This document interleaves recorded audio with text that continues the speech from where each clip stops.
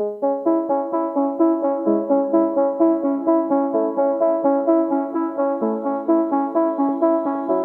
is Seasons of Discontent with your hosts Rick Snyder and Matt Combs on the Hogstye Network.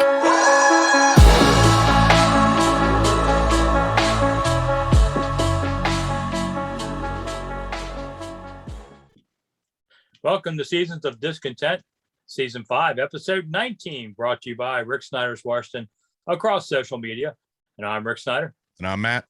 And we're back on discussing Washington life and sports as part of the mighty Hogstye Network on audio and here on YouTube for video. All right, Matt, Washington football team is +1 right now at Atlanta. They're only a 1-point dog. And the Falcons are 1-2, and they got a crummy defense. And I figure, as you were saying, this is the end of the preseason because it's your 4th game. And then after this, hell's coming, and it's coming quick. And you better get a win. If you get a win here, they're 2-2. And it's probably what I thought they'd be anyway. Honestly, I didn't think they'd beat Buffalo. But, okay. But the way you're 2-2 is what is really hard to look at. Yeah. I think it's going to be a higher scoring game. I don't know that the defense yet can figure out things. They got to face another good quarterback in Matt Ryan, who has some tools. Atlanta doesn't have any defense. So it might be an enjoyable game to watch back and forth. Not sure they're going to win it. So at some point, you look at that schedule looming ahead and you're thinking, whew, this ain't going to be good. You were hoping they'd be 5-7, somewhere in there by the time they play the last 5 division games. But man, they've been getting blasted. I'm not sure they recover yet. This is the Kyle Pitts coming out party game. I can already call it. Him I guess, Roddy White's going to come back and catch 10 passes against us. And I guess they'll, it's not going to be, I don't know. I have no faith right now, Rick, if you ask me. It's another former Pro Bowl, Super Bowl appearance quarterback. And look, I know Matt Ryan's on the decline, but, he still has the ability. He still has a pretty damn good team around him on offense. Like you said, their defense is nothing to write home about, but I don't know.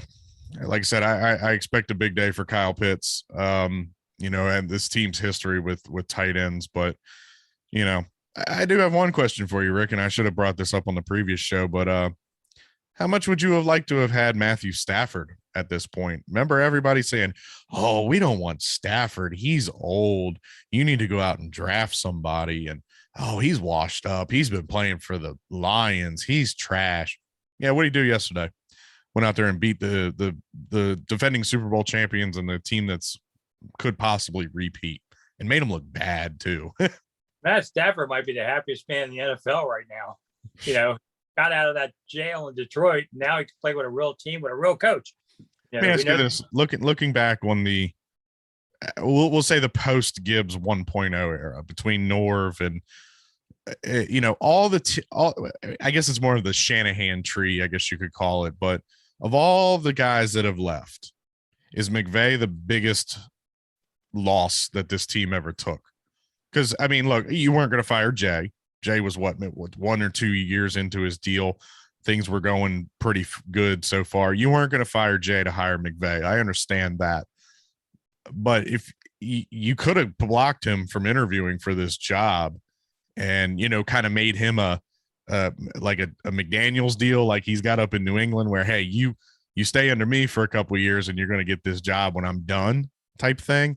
Because what Sean McVay has done out in LA it's now, look, I understand they're up against the cap. They pay a lot of people. Jalen Ramsey's got a lot of money in his pocket. Aaron Donald's got some money in his pocket. They got some, and they've built a hell of a team around him. But my God, just that team is very impressive. Well, you look at the young Shanny. He was supposed to replace the old man here, but the old man wrecked the place. Yeah. So they did that. And the Green Bay coach, who is it? The name's escaping me. He was here too. Yeah, he was our quarterbacks coach, right? Right, Packers coach. He was going. McVay, I met McVay when he was, I think, in his early 20s when he first came, and everybody said the same thing. Wow, that's an impressive guy. Now he comes from a football family, so that helps. but you could just tell at a very young age, and he was the youngest coach in the league when he was hired. So barely 30, I think. He's 35 now. Yeah, I knew he'd get the Rams job because I knew once he was in that room, he'd win it, get the job. So I'm not surprised how he's done. The Rams, we'll see what the Rams do this year, but he's a good coach. There's, Shanahan, I would rather have McVay over Shanahan. Oh, for sure. On there. I mean, I don't know. The young Shanny has some of his dad's problems with communications and such on these things. I like to have Trent Williams back after watching him play last night. And to be fair, that was a cornerback, but he did maul that guy. Yeah. Hey, you're talking about on the Trey Lance run? Yeah. Yeah, I felt bad for that corner. He went about 10 yards into the end zone. Yeah, I mean, Trent is a huge dude. Yeah, he's a monster, and he's been reinvigorated because he got away from Washington, just like everybody that seems to leave Washington goes on to have these great careers in other places. Yeah. Well, I mean, Atlanta, I don't know. It doesn't. It's going to be a suck game to watch. They'll probably get the number 4 announcing team, which won't make it any better. This is a game you wish the Manning brothers were doing on another channel. This will be a Chris Myers, Aqib Talib type game. Oh no! Oh, I can't stand listening to Chris Myers. Sorry, Chris, but no. So yeah, it's people are going to see what else is on TV real quick. Yes, this is a year in a way. Once again, I think this franchise is at a crossroad with its fans again. I mean, the fans haven't been coming great to these 2 games, but they're all mad as hell because they bought into the thought that this team might be decent this year. We were all sitting here. I said 9-8. You were had like 11. We all thought this defense was going to be great. And, it's one thing to know they're going to suck and just endure it. But when you have high hopes and you watch it just get smashed, that makes fans angry. And they don't have a lot left, and if Rivera doesn't work, and I know it's too soon to say such things, but imagine if Rivera doesn't work out, the whole organization is handpicked by him. You are completely starting over again. Yeah. And I'm not sure Rivera's going to be able to do it. His first 19 games is 8-11. And they looked at all the other Dan Snyder coaches, and nobody had a winning record after 19 games, but they were a little better. Zorn had a little better record. I mean, I don't know. It's calamitous if Rivera isn't the right guy. And 3 weeks ago, everybody thought he was. And today, everybody's kind of wondering, what it's about. But fans, you want to have your cute little name next year or whatever. There may not be anybody left to care. Yeah, see, I think with Ron, Ron gets a little bit more of a measuring stick. He gets a little bit more leeway, I should say, because he did clean up an organizational mess. And I talk about the front office with Jason Wright and, getting rid of Bruce and all that stuff. I think he gets a little bit more leeway, like I said. And honestly, look, Rick, I can play devil's advocate. Say they go 3-14 this year, or 4-13 this year, and they end up with a top 3 draft pick, and they can handpick any one of these quarterbacks, and then that kid comes in here next year and they go 11-12 or 12 wins and go to the playoffs and everything's bright. Maybe this year of suckage will be worth it and we find a quarterback of the future. We're not guaranteed. I mean, you look at the top 3 quarterbacks taken this year. I mean, Lance barely plays. Lawrence, I don't see it yet. And Zach Wilson is just getting murdered up in there in New York because they can't protect him. The best quarterback so far, it seems like it's been Mac Jones, because Justin Fields, we saw him yesterday. 9 sacks by Cleveland. That's insane. But yeah, and even Mac Jones, I mean, they're 1-2, the Patriots are. So, and that's after spending millions and millions of dollars to upgrade their talent. I'm still not sold, honestly, on the drafting a quarterback either. I mean, yeah, they need a quarterback of the future, but I still say they're going to go out and grab like a Matt Ryan type. They're going to get another Fitzpatrick type that come in here next year. Now he'll have a little bit more tread on the tires than Fitz. He'll go out and probably play 2 or 3 seasons for the team before the rookie takes over. But yeah, I mean, I think Rivera gets a little bit more of a leash than anybody else did under Dan. And watching a Sunday night game, I was sitting there thinking, why would Green Bay ever part with Aaron Rodgers? which next year he might be a free agent like that. I thought these two do so well together, and I would say to Aaron too, whatever your ego problem is, get over it. This is a perfect match. Yeah. And I think this defense needs to show something this year. If you were to intrigue in Aaron Rodgers to come to Washington for 2 seasons and try and win a Super Bowl, you need to prove to the rest of the guys in this league that you are a quarterback away, which essentially we thought they were. They're going to get a Samuel back. Maybe he can, get some coverage off of Terry. Terry's been great so far from what we've seen this year. Gibson, that run yesterday was impressive. I'll give him that, but I still need to see more in the running game. Logan Thomas just does not seem like the Logan Thomas of last year for whatever reason. There's still issues on this offense. De'Ami Brown apparently has hands of stone yesterday.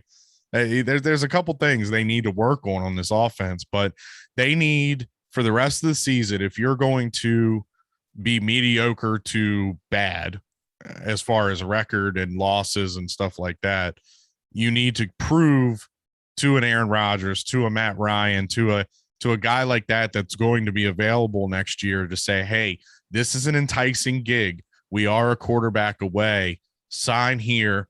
We can get you to the promised land.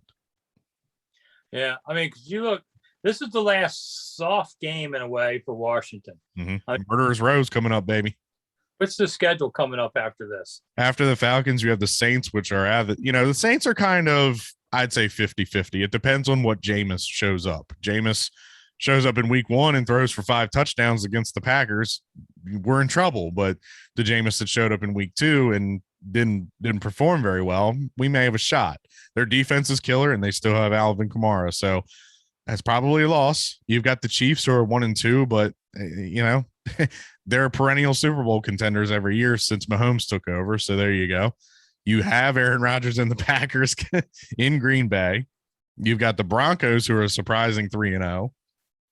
Then you have the defending Super Bowl champion Bucks. You got the Panthers coming here who are a surprising 3-0. And then you got the Seahawks and the Raiders. Raiders are also 3-0. And that team seems to be moving pretty well. And then you start your 5-game stretch against all in the division. So it does not get easier after Atlanta. So you're saying they could still win 11 games this year? Yeah, I mean, don't look at with that kind of schedule. We knew. Hey, look, just like the defense bought into their press clippings, I bought into this team. Just like everybody else listening to this show, we bought into this team. We bought into the hype. Yeah, it didn't work. Well, it has not paid off. Next year it'll be called something else, and it'll be a bad memory. I had a good name for him yesterday on Twitter, which I cannot repeat on YouTube. Oh, okay.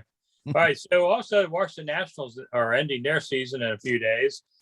That went quick, I guess. But then again, I haven't paid much attention since July. Yeah, since the trade deadline, it's just. I tell you what, whoever ends up getting Juan Soto is going to be very happy. That's a hell of a player right there. Yeah, I mean they're not going to lose 100 games. It'll be close. I see Baltimore's already lost over 100. But they'll, wow, it just disappointing. I love baseball, but I won't miss this season. No. And last season, really. I'm still hung up on the World Series, I guess. And before we get out of here, the Terps 4-0, first time 5 years. Played a couple of okay teams too, so it's not just all Kent States and Howards. Yeah, the West Virginia and Illinois games were both impressive to me. Like they're ranked, I think, unofficially 27th or 30th, something like that. So we'll see who's who come this time. But maybe I can tease John Keim, Terp powers, but I doubt it. So, all right, we gotta get out of here. I'm Rick Snyder. I'm Matt, and we'll see you again next week. Make sure you watch. Bye.